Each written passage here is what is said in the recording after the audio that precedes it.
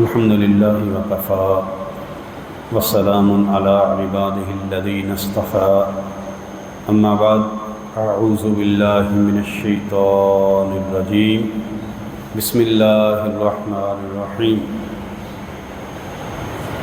یا ایہا الذین آمنوا استعینوا بالصبر والصلاۃ ان اللہ مع الصابرین۔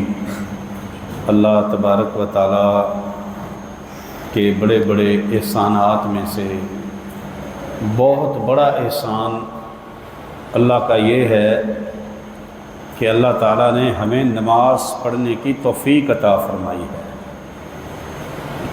یہ بات یاد رکھیں کہ کوئی بھی نیکی چھوٹی ہے یا بڑی ہے، اللہ کی توفیق کے بغیر انسان اس کو کر نہیں سکتا۔ اللہ تبارک و تعالیٰ نے اپنے نبیوں کو نیکی کی توفیق کا سوال کرنے کا حکم دیا ہے کہ اللہ سے سوال کریں، اللہ سے توفیق مانگیں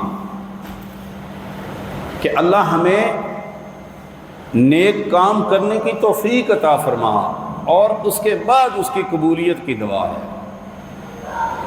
یہ مسجدیں اللہ تبارک و تعالیٰ کا گھر، یہ بھی اللہ کی بڑی عظیم نعمتیں ہیں۔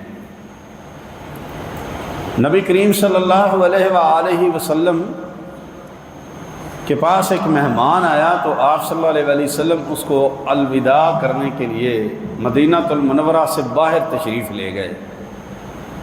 تو وہ مہمان جب جانے لگا تو اس وقت اس نے کہا، اللہ کے نبی صلی اللہ علیہ وسلم مجھے آخری کو نصیحت کر دیں۔ وہ 3 دن رسول اللہ صلی اللہ علیہ وسلم کے پاس رہا، آپ صلی اللہ علیہ وسلم کی نصیحتیں سنتا رہا، لیکن جاتے ہوئے اس نے پھر کہا کہ اللہ کے نبی صلی اللہ علیہ وسلم مجھے ایک اور نصیحت کر دیں۔ ایک تو یہاں سے ہمیں بھی ایک سبق ہے کہ ہمیں دنیا کی فکر بڑی ہے، ہمیں آخرت کی تیاری کرنے کے لیے نصیحتوں کی شاید بہت کم ضرورت ہے، یا ہمارے پاس ٹائم نہیں ہے۔ نبی علیہ السلام کے صحابہ کو ہر وقت اسی بات کی فکر رہتی تھی کہ ہم نے کیسے کام کرنے ہیں کہ جن کاموں کے کرنے کی وجہ سے اللہ ہمیں اپنا قرب نصیب کر دے، اور اللہ ہمیں جہنم کی آگ سے بچا لے، اور اللہ تبارک تعالیٰ ہمیں اپنی جنت کا وارث، یہی ان کی فکر ہوتی تھی۔ تو اس نے کہا مجھے کوئی نصیحت کریں۔ آپ صلی اللہ علیہ وسلم نے اس کو ایک جملہ بولا، چھوٹا سا۔ آپ نے فرمایا کہ جب تو اپنے علاقے میں پہنچے نا تو جاتے ہی کن مؤذنن، جا کے اپنے علاقے کی مسجد کی اذان کی ڈیوٹی سنبھال لینا۔ وہ کھڑا رہا۔ آپ صلی اللہ علیہ وسلم نے فرمایا کہ یستغفر اللہ للمؤذنی منتہا اذانہ کل رطب و یابس، خشکیوں پر، تریوں پر، جتنی بھی اللہ تعالیٰ کی مخلوقات ہیں، جب مؤذن اذان دینے والا اذان شروع کرتا ہے اس وقت سے لے کے اذان کے ختم ہونے تک اللہ کی ساری مخلوقات اس کی بخشش کی دعائیں کرنا شروع کر دیتی ہیں۔ اور ایک حدیث کے الفاظ ہیں یغفر اللہ للمؤذن منتہا اذانہ، اور پھر اللہ رب العالمین اس مؤذن کے لیے، اذان دینے والے کے لیے اپنے فرشتوں کو حکم دیتے ہیں کہ جب تک یہ اذان دیتا رہے نا اس وقت تک تم اس کے گناہ کاٹتے رہو اور اس کی بخشش کے لیے اعلان کرتے رہو۔ میرے عزیز بھائیو، بات صرف یہی نہیں ہے، اللہ رب العالمین کے گھروں کی ڈیوٹیاں سنبھالے۔ ہمارے یہاں پر نا ایک عجیب رواج ہے کہ ہم نے بس ایک خادم رکھا ہوا ہو، ساری ڈیوٹی اس کی ہے۔ نبی کریم صلی اللہ علیہ وسلم مسجد نبوی میں ایک عورت تھی کالے رنگ کی، وہ آ کے نا مسجد کی صفائی کرتی تھی، تنکے شنکے اٹھا کے چلی جاتی تھی نمازیوں کے آنے سے پہلے۔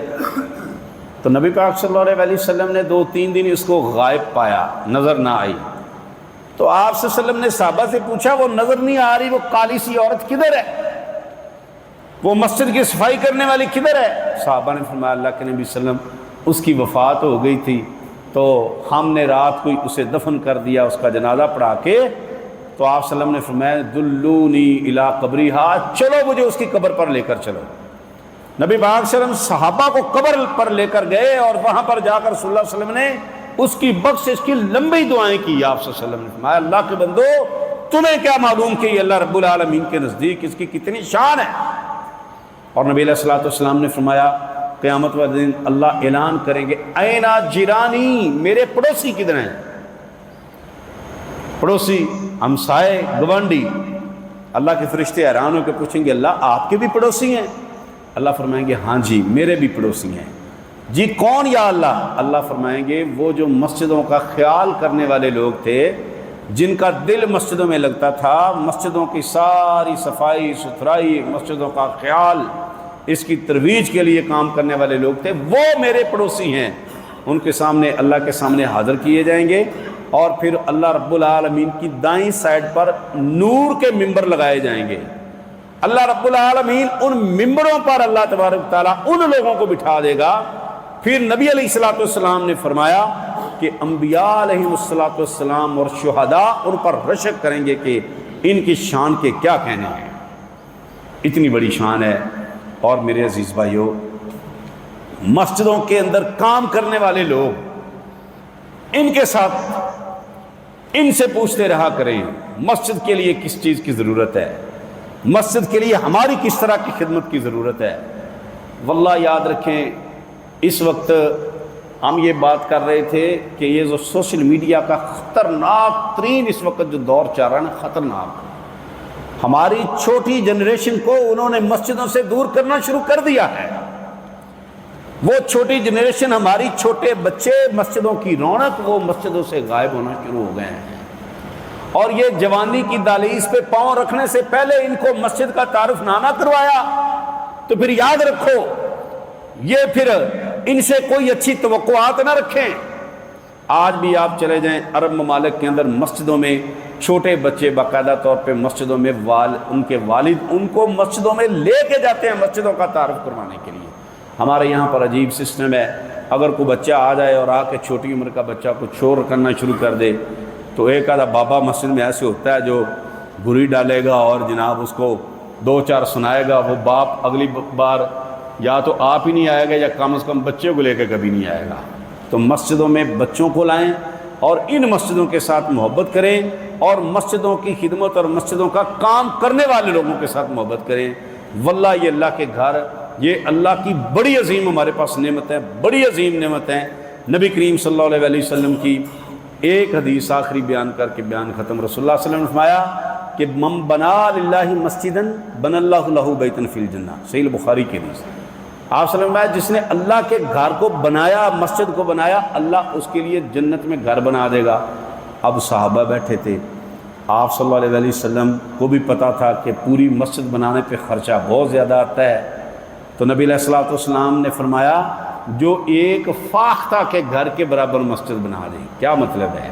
ایک فاختہ کا گھر گھونسلہ کتنا کو ہوتا ہے؟ چھوٹا سا ہوتا ہے، اس کے برابر جو مسجد بنا دے، مطلب ہے کہ اتنا سا مسجد کے ساتھ تعاون کر دے جس کے ساتھ ایک فاختہ کے گھر کے برابر جگہ بنتی ہے۔